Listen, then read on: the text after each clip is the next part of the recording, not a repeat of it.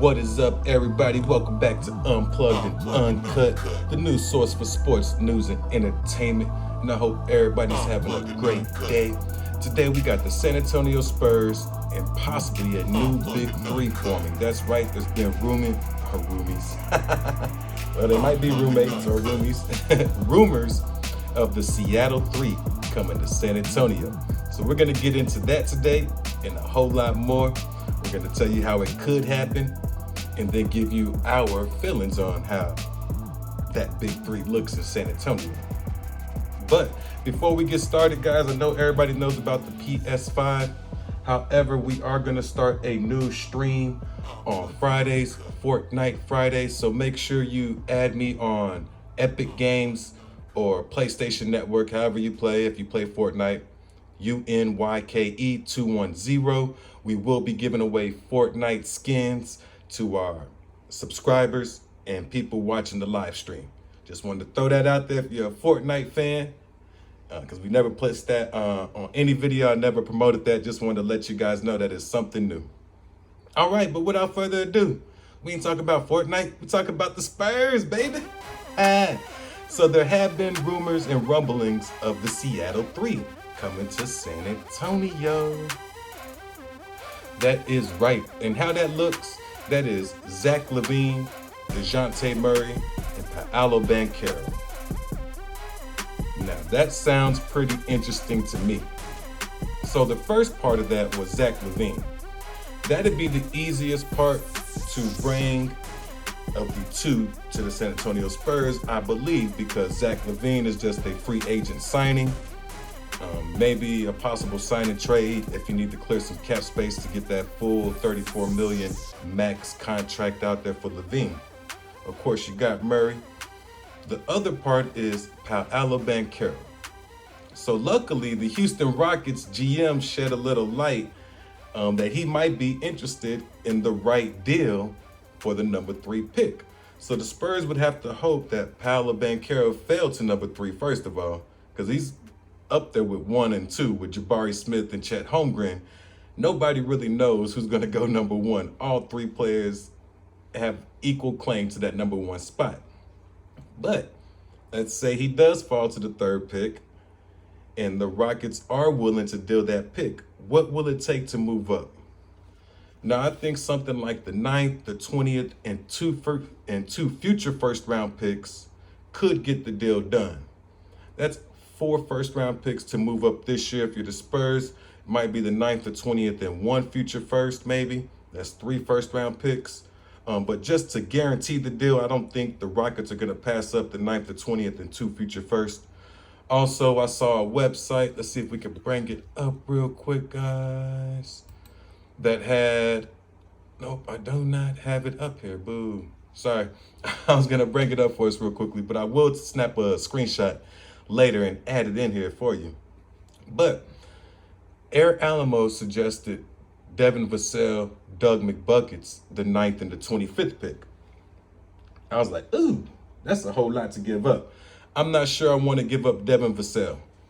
Now, Doug McBuckets, I understand, and I can see why the Rockets would want both of those players.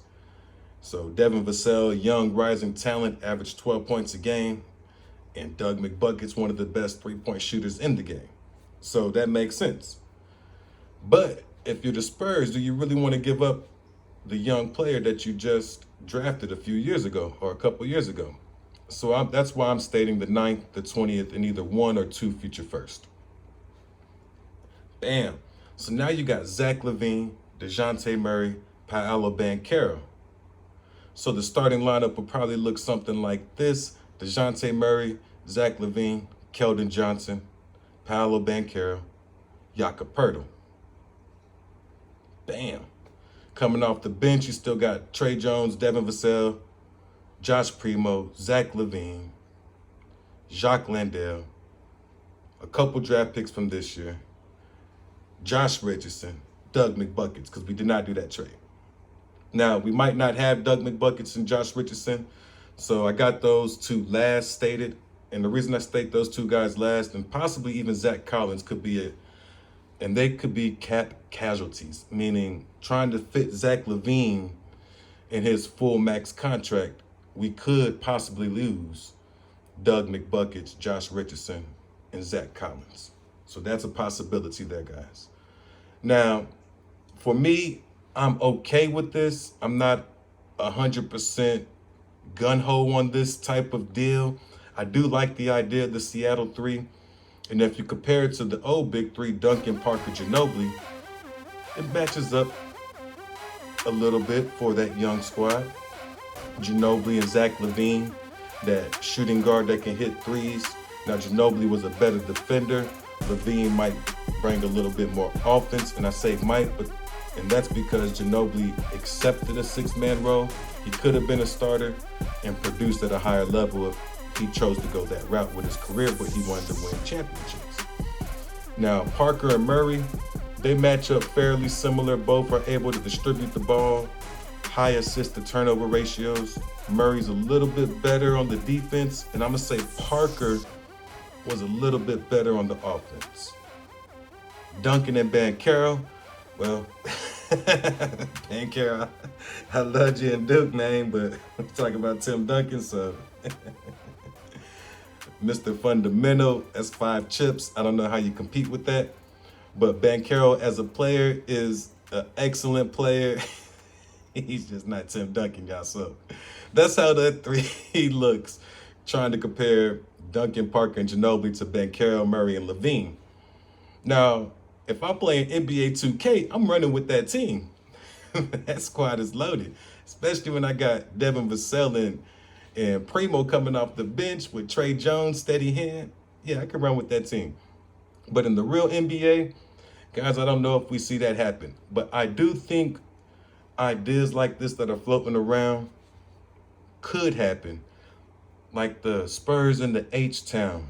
That could happen. We could see San Antonio and H-Town do a deal that benefits both teams. I don't think the Rockets are turning away 3 future first round, I mean, not 3 future first, but 3 first round picks. 9th, 20th, and a future first, or 2 future first, I mean, max offer, but I doubt it comes to that for the 3rd. That helps both teams. So I think we could see something like that. The Zach LaVine front, that's going to take a lot of recruiting by DeJounte Murray to bring Zach LaVine here. And then you're going to have to convince Pop about this Duncan Parker Ginobili combination. Be like, hey, we could be the new Duncan Parker and Ginobili. You know, Banchero, Murray, and LaVine.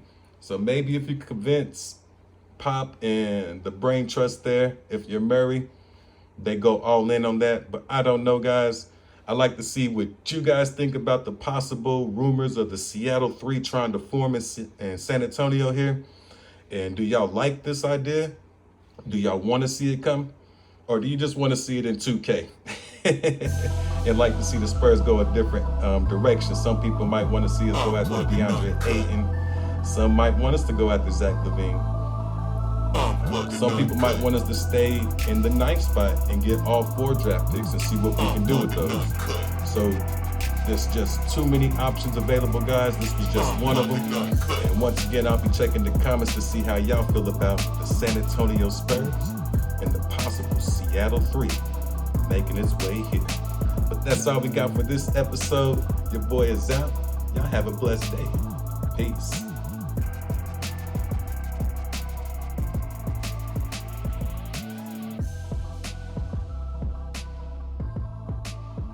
Unplugged and uncut.